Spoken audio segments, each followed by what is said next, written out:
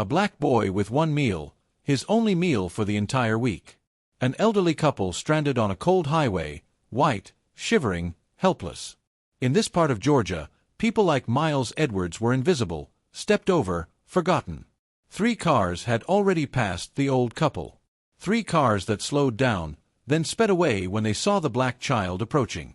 Too poor, too dark, too risky. But this 11-year-old boy didn't calculate. He didn't hesitate. He walked toward them. He had nothing. Just a box of fried chicken, his dinner, his tomorrow's breakfast, his only food. And he gave it all away to strangers. What Miles didn't know, what he couldn't possibly know, was who these 2 old people really were and what they would do for him the very next day. This is that story. But first, you need to see where Miles came from. Mon, Georgia, a town the world forgot.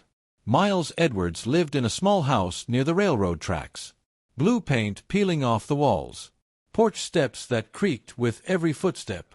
A yard with a vegetable garden that had seen better days. Inside, the house was clean, spotless, actually, but empty. Furniture from decades past, faded photographs on the walls. One photo stood out. A young woman, beautiful and smiling, holding a newborn baby. That was Miles's mother, and that baby was him. She died 2 years ago. Cancer, no insurance, no money for treatment. She fought as long as she could. Then she was gone. Now Miles lived with his grandmother, Ethel Edwards, 68 years old, retired nurse, arthritis in both knees, high blood pressure, and not enough money to buy her medication every month. There were no photos of Miles's father anywhere in the house. Not one. Miles had asked about him many times. The answer was always the same. Your daddy left when you were 3. Don't waste your thoughts on someone who didn't want to stay. So Miles stopped asking. But in the middle of the night, lying in bed when the house was still and the trains rumbled by, he couldn't help but wonder, what did I do wrong? Why didn't he want me? Questions with no answers. Every morning, Miles got up at 5:30 before his grandma rose, before the sun was up. First thing, he'd check the kitchen cabinet. That morning, like most mornings, it was almost bare. Half a box of oatmeal, a few cans of beans, bread that was getting moldy. Miles fixed oatmeal for his grandma. He used the last of the brown sugar. All of it for her. His own bowl. Just oatmeal and water. No sugar, no milk. He told himself it didn't matter. Grandma's knees hurt worse when it was cold. She needed something sweet to start her day. Before he left, Miles touched the silver cross necklace hidden under his shirt. It had belonged to his mother, the only thing he had left of her. "Mama, watch over us today," he whispered. Then he wrote a note on the kitchen counter. "Gone to school. Love you, Grandma. Don't forget your medicine." The walk to school was 1.5 miles. No school bus came to his street anymore. Budget cuts. Miles walked past boarded-up houses, past a church with a sign that read, "Free lunch every Wednesday." Past Mr. Deacon's corner grocery store where the old man waved at him every single morning. At the railroad tracks, Miles counted his steps. 128, the same number every day. He'd been counting since he was 7 years old. On the way, he stopped to help Mrs. Patterson, an elderly neighbor, drag her trash can to the curb. She didn't ask. He just did it. "Miles, you're such a good boy. Here, take a cookie." "No, thank you, ma'am. Save it for your grandchildren." He kept walking. Past a group of older teenagers who sometimes gave him trouble. Today they ignored him. Miles breathed a little easier. Near the tracks, he found a crushed soda can. He picked it up and put it in his backpack. 20 more cans and he'd have 60 cents. Every penny counted. At Jefferson Middle School, Miles sat in the front row, always prepared, always paying attention. His teacher, Ms. Taylor, handed back a history test that day. Miles scored 98%. She stopped at his desk, looked at him with kind eyes. "You have a gift, Miles. Don't ever let anyone tell you different." "Thank you, ma'am. I want to make you proud." At lunchtime, Miles went through the free lunch line. Small sandwich, an apple, a carton of milk. That was it. He ate slowly, made every bite last. Friend Deshawn sat across from him, just watching. "Yo, Did you just eat the apple core too? Miles smiled. More fiber. Deshawn laughed. But Miles wasn't joking. After school, Miles didn't go home. He went to the library. One working computer sat in the back corner. He searched for scholarship programs: Gates Millennium, Posey Foundation, Quest Bridge. He wrote the names in a small notebook. His ticket out. His plan: graduate high school, get a scholarship, become a doctor, take care of grandma. Simple, clear, impossible for most kids from his neighborhood. But Miles believed. At 4:30 that afternoon, Miles left school, headed toward Oak Street Church. Every Friday they gave away leftover food from the week. That was how he and his grandmother ate on weekends. But Miles didn't know that today would be different. He didn't know that 1 mile away a silver sedan was about to break down. He didn't know that an elderly couple was about to be stranded in the cold. He didn't know that everything was about to change. Highway 41, just past the abandoned gas station. Sun was setting fast, temperature dropping, 11 degrees Celsius and falling.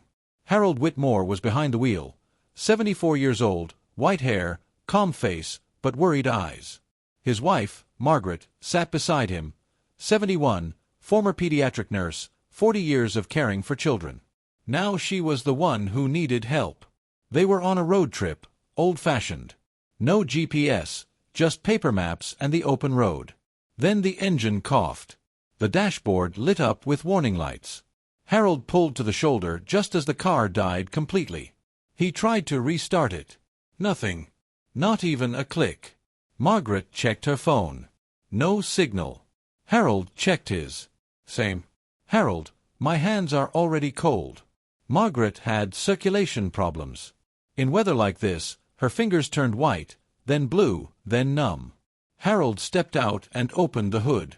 He stared at the engine like it was written in a foreign language. He knew nothing about cars. A truck drove past. Harold waved. It didn't stop. Another car. Same thing. A third. The driver slowed down, looked at them, then sped away. Harold's shoulders dropped. This is what the world looks like when no one knows your name, he thought. In his pocket, he felt a keychain. He pulled it out without thinking. An old habit, something he did when he was anxious. The keychain had 2 letters engraved on it. D.W. Daniel Whitmore, his son, dead 15 years now. Margaret saw him holding it. Her eyes softened with old grief. Neither of them spoke. Behind them, the abandoned Sunoco station stood like a ghost. A faded sign read, "Closed. Thank you for 43 years of service." Another reminder that this community had been left behind. Half a mile away, Miles Edwards was taking his usual shortcut. He was carrying a styrofoam container. Still warm, Mr. Deacon had stopped him outside the grocery store. "Take this, son.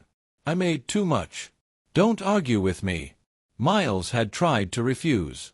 Mr. Deacon wouldn't hear it.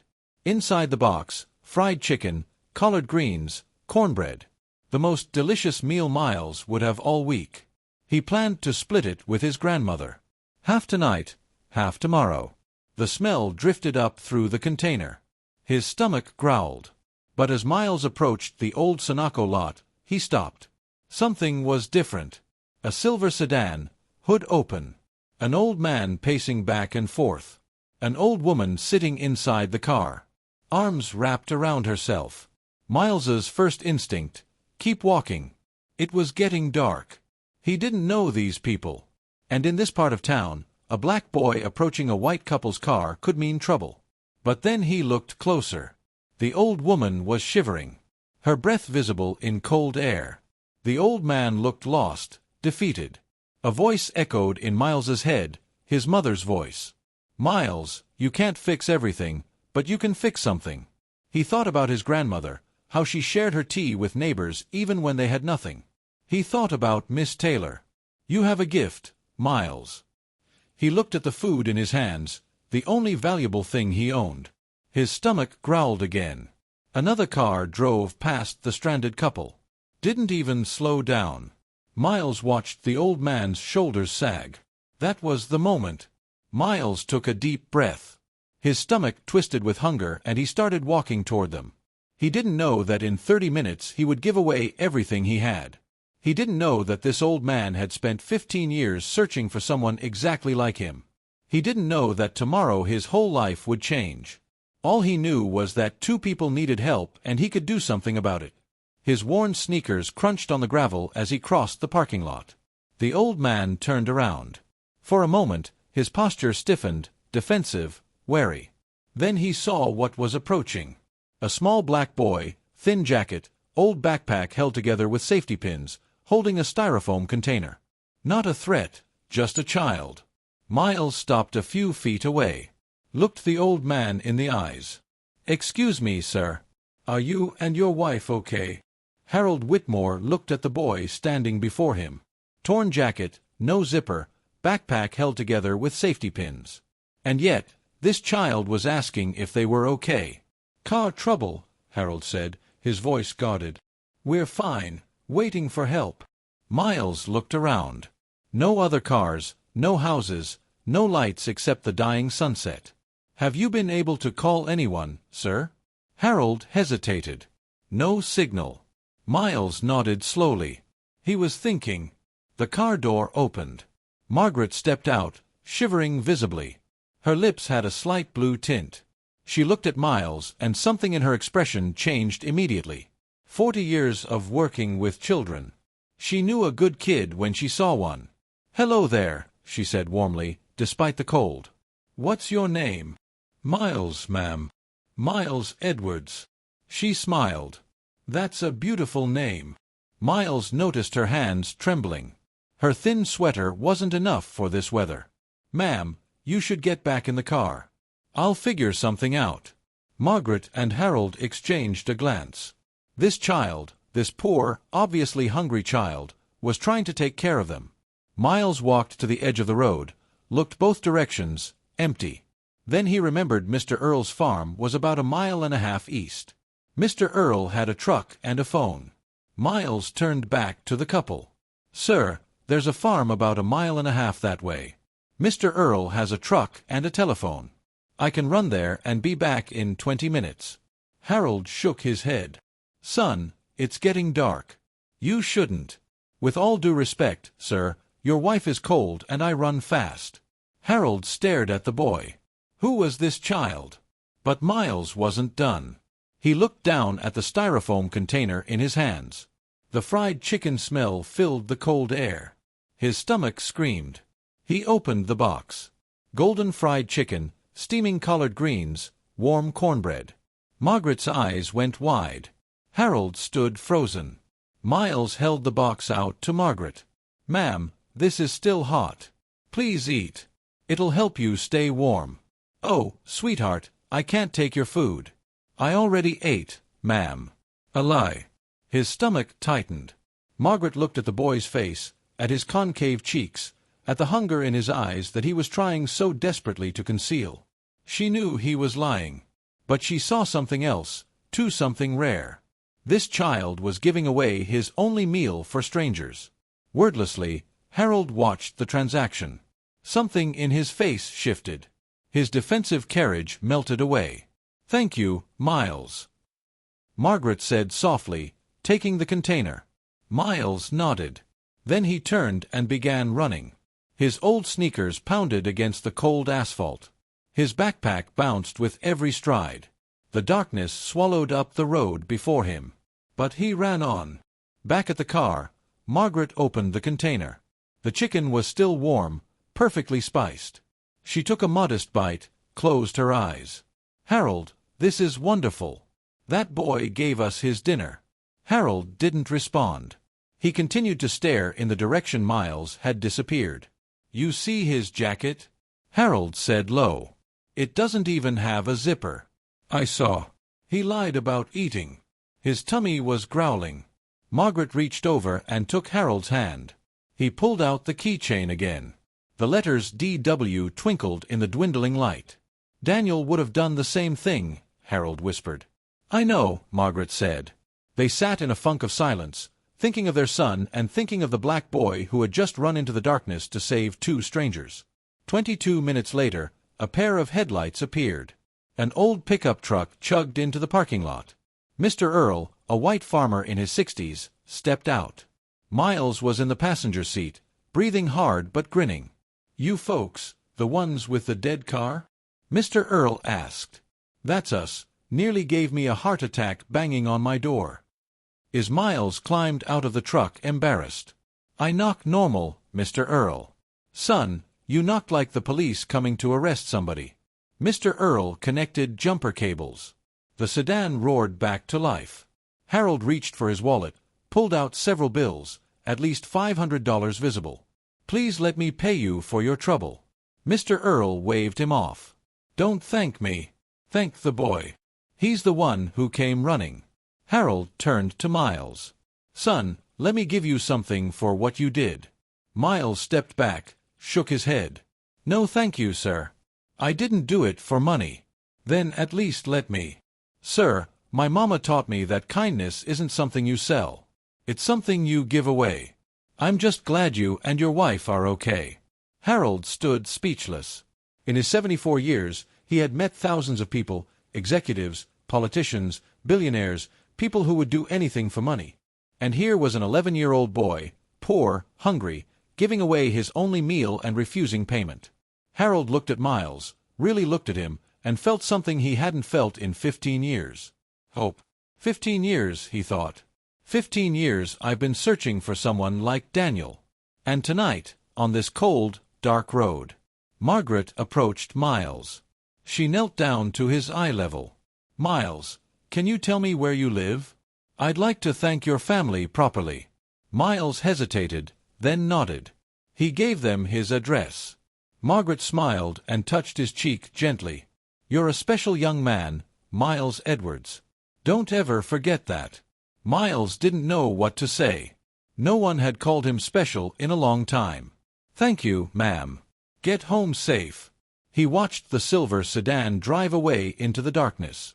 Then he turned and started walking home, hungry, cold, but somehow full. The walk home felt longer than usual. The temperature had dropped below 6 degrees.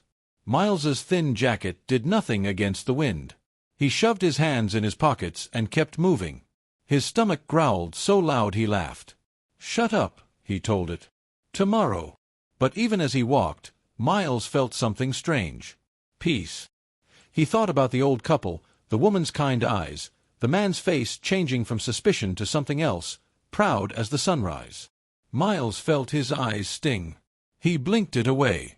Inside, they ate what was left in the cabinet. Canned beans, stale bread, tap water. Grandma Ethel made it feel like a feast. She said, "Grace, thanking God for another day and another chance to do good." Miles watched her eat, noticed how she took smaller bites than usual, leaving more for him. He didn't say anything, but he saw. "You gave your food to strangers?" Ethel asked between bites. "Yes, ma'am. An old couple. Their car broke down. The lady was shivering." Ethel nodded slowly. "Your mama raised you right, Miles. Even from heaven, she's raising you right." Miles's throat tightened. He looked down at his plate. "I hope I did the right thing, Grandma." Ethel reached across the small table and took his hand. "Baby, you always do." That night, Miles lay on his mattress on the floor, staring at the ceiling, hungry but calm. He touched the silver cross necklace under his shirt. "Mama," he whispered, "I hope you saw. I hope I made you proud." Then he closed his eyes and drifted to sleep. Miles didn't know that at that very moment, 50 miles away, Harold Whitmore was wide awake, sitting in a hotel room, laptop open, phone pressed to his ear. "Patricia, I need you to look into someone for me. A boy named Miles Edwards, Mon, Georgia, tonight." His wife Margaret sat nearby, still holding the empty styrofoam container. She hadn't put it down since they arrived. "What did you find?" Harold asked after a long silence. He listened. His face grew more serious with each word. "Mother deceased. Cancer. 2 years ago, father abandoned the family. Lives with elderly grandmother, chronic health issues, no insurance, top of his class, free lunch program." Harold closed his eyes.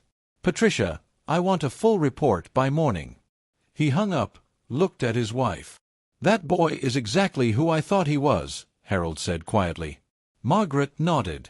"He's like Daniel." Harold stared out the window at the dark Georgia night.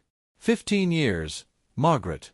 15 years I've been looking for someone like our son. Someone who gives without expecting anything back. He paused. And tonight on a cold highway, a hungry black boy gave us his only meal and refused our money. Margaret walked over and put her hand on his shoulder. "What are you going to do?" Harold's eyes were wet, but his voice was steady. "Tomorrow, we change that boy's life.